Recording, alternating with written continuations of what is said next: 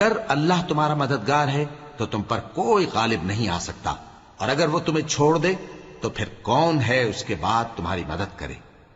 اور مومنوں کو تو چاہیے کہ اللہ ہی پر بھروسہ رکھیں، اور کبھی نہیں ہو سکتا کہ کوئی پیغمبر خیانت کرے، اور خیانت کرنے والوں کو قیامت کے دن خیانت کی ہوئی چیز اللہ کے روبرو لا حاضر کرنی ہوگی، پھر ہر شخص کو اس کے اعمال کا پورا پورا بدلہ دیا جائے گا، اور ان کے ساتھ بے انصافی نہیں کی جائے گی۔ بھلا جو شخص اللہ کی خوشنودی کا تابع ہو وہ اس شخص کی طرح ہو سکتا ہے جو اللہ کی ناخوشی میں گرفتار ہو، اور جس کا ٹھکانہ دوزخ ہے اور وہ برا ٹھکانہ ہے۔ سب لوگوں کے اللہ کے ہاں مختلف درجے ہیں، اور اللہ ان کے سب اعمال دیکھ رہا ہے۔ اللہ نے مومنوں پر یقیناً احسان کیا ہے کہ ان میں انہی میں سے ایک پیغمبر بھیجے جو ان کو اللہ کی آیتیں پڑھ پڑھ کر سناتے اور ان کو پاک کرتے اور انہیں کتاب و حکمت کی تعلیم دیتے ہیں، اور پہلے تو یہ لوگ کھلی گمراہی میں تھے۔ بھلا یہ کیا بات ہے کہ جب احد کے دن کفار کے ہاتھ سے تم پر مصیبت واقع ہوئی، حالانکہ جنگ بدر میں اس سے دگنی مصیبت تمہارے ہاتھ سے ان پر پڑ چکی ہے، تو تم کہنے لگے کہ یہ آفت ہم پر کہاں سے آ پڑی؟ کہہ دو کہ یہ تمہاری ہی شامت اعمال ہے کہ تم نے پیغمبر کے حکم کے خلاف کیا، بے شک اللہ ہر چیز پر قادر ہے۔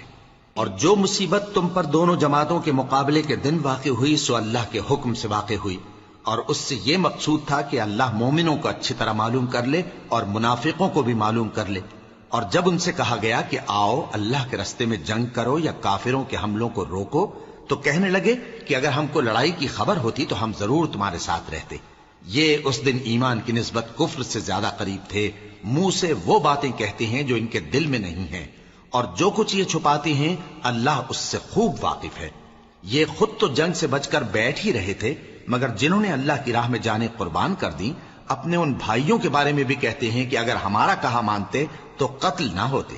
کہہ دو کہ اگر سچے ہو تو اپنے اوپر سے موت کو ٹال دینا۔ جو لوگ اللہ کی راہ میں مارے گئے ان کو مرے ہوئے نہ سمجھنا، وہ مرے ہوئے نہیں ہیں بلکہ اللہ کے نزدیک زندہ ہیں اور ان کو رزق مل رہا ہے۔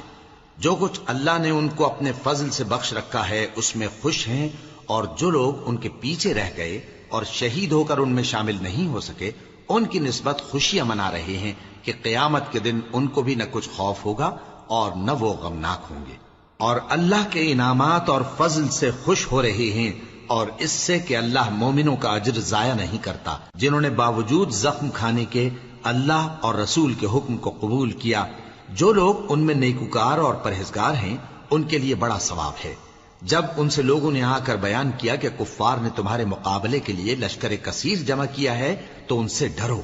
تو ان کا ایمان اور زیادہ ہو گیا